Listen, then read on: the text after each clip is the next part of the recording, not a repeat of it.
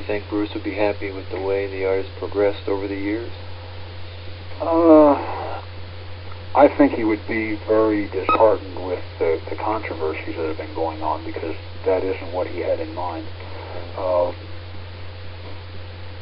He was constantly trying to evolve and make progressions and make innovations, and I think that with each individual that has tried to do that, with Danny. I mean, Danny has continued to learn more and more and try to improve himself and get even better. As fantastic as he is now, he continues to strive for excellence, and that's what it was all about. That's what Bruce did, and that's what he would have done. So you think he would have kept adding on the arts like Inosanto has done? Yeah, he would have continued to try to get better and better and find other ways of maybe cutting down on the time lapse, and just trying to improve constantly. And it's I mean, the way Bruce was, it seems like that was impossible to do, but he just continued to work on those things. Okay. How often do you see Danny Inosanto to update your training, and when you do, what is the training like? Well, unfortunately, it's the last time I saw Danny was in August, and that was just a visit. I'm scheduled to go out in July, and as far as I know, we're going to be doing some stick work and just doing a lot of review on a lot of the things that we worked back then. Okay. Is Dan content with the way JKD has progressed over the years? I don't really know. Danny doesn't really talk a lot about it. Danny seems to be just involved in what he's doing and trying to improve himself and just provide the best quality training that he can achieve and the best quality of teaching that he can do. And Danny, I think, is Danny and Taki and Roy and Ted Wong, I think, are all excellent examples of what Bruce would have wanted in his students. Okay. What are some of the differences between the JKD from the Chinatown era and what is being taught now?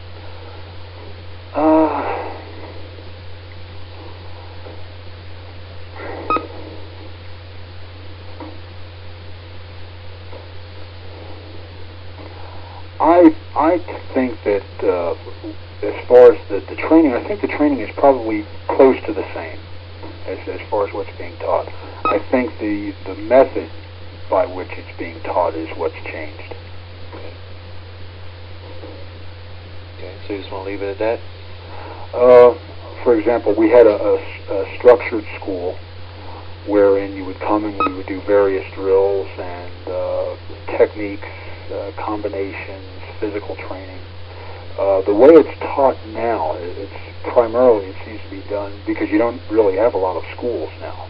You have, it's mainly done in seminars. Right. So it's not the same. You don't have the time to do the exact same types of training in seminar that we did there. Okay. The JKD Society was recently disbanded and now serves only to promote the IMB Academy. Do you feel it's vital that a new governing body is created to assure its proper coalition and unity among JKD practitioners? I think it's getting into a lot of political involvement, and I think it's in those particular aspects. We never had that with Bruce. There wasn't a governing body. There wasn't anything. We just trained. We followed what Bruce did and what he was trying to profess to us, and that's what we did. Now it seems that there's been a lot of changes as far as organization and hierarchy and that type of thing, and I think that just gets away from the entire thing. It isn't. It's not like it used to be. Okay. What steps can a student take to assure he is receiving authentic instruction in JKD? I think he'd have to seek out one of the people that was either with Bruce or with Danny or with Taki or with Roy or one of those original people. Because if he can seek those people out, he's going to be assured that he's going to be getting, the essence of what Bruce was trying to teach. Okay. Um, is there a particular aspect of JKD that you emphasize most to your students? Not really. Not really a specific area. We use a lot of footwork. We use a lot of just spontaneous response movements. It's of course geared towards actual application and movements that you can apply in the street without having to have a uniform on or taking off your shoes and socks and going through all the rituals. Okay. In closing, could you give me your definition of JKD and what effect has the art had on your life? I would say that it's a concept of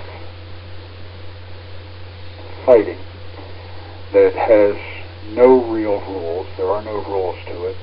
There are no limitations, and whatever works works. One of the things that really stayed with me, along with a lot of other things that he said, but one of the things that stood out was Bruce told me once that I was discussing with him about the differences and things that I was going to run into when I went back from training with him.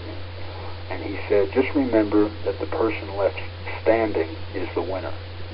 And that little statement had a great impact on my future as far as combat. That's what got me through when I was getting disqualified for excessive contact. That's what stayed with me. Okay. So you were there between from what, 67 to 69, or? Yeah. Okay.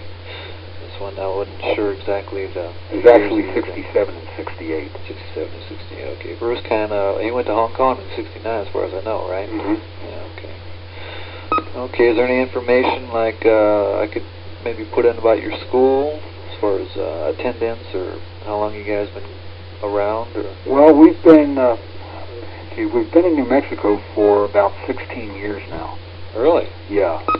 And it's been.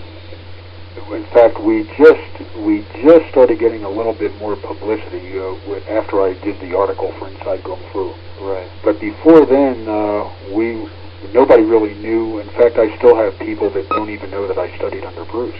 Right. Because it's not something that I publicize or go around bragging about, because that's not what he wanted.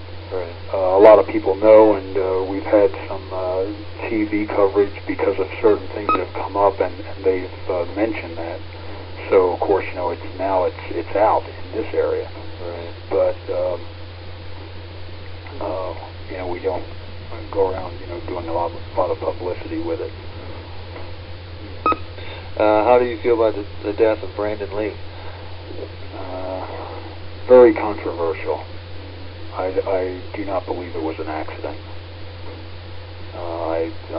We can't go into any more about that because I don't know anything, but it's with all of the films that have been made with some incredible fight scenes and the choreography that's been done and the flash and the drama that's put into the action, I just don't see that as an accident. It's I just could not believe whatever they would come up with. I would never believe that was an accident. Right. With all the Rambo movies with 20,000 bullets going off. Oh yeah, there's just no there's no chance that could have been an accident. Yeah. It's just Brandon had a good career ahead of him. He was up and coming. I was personally looking forward to being able to take some films out there to show him that he doesn't even know exist. That I had when I was out there, when I was training with Bruce, and he was running around, and we got him on film. And oh, really? Yeah. Huh. And was this like the backyard stuff with Kareem and stuff, or what? No, well, it was with Ted Wong. Oh, really? Ted Wong and I and Bruce, and in fact, at that time, Bruce was working on the Marlowe movie because we were practicing kicks, and he was doing his 8.5, 9.5 foot flying kicks. And we were holding pads for him while he was doing that, and then he was one of the things that Bruce was also good at was doing certain forms that he didn't want anybody to know that he did those, and he would just practice them occasionally just for technique, for the movies or aesthetic value. Yeah. And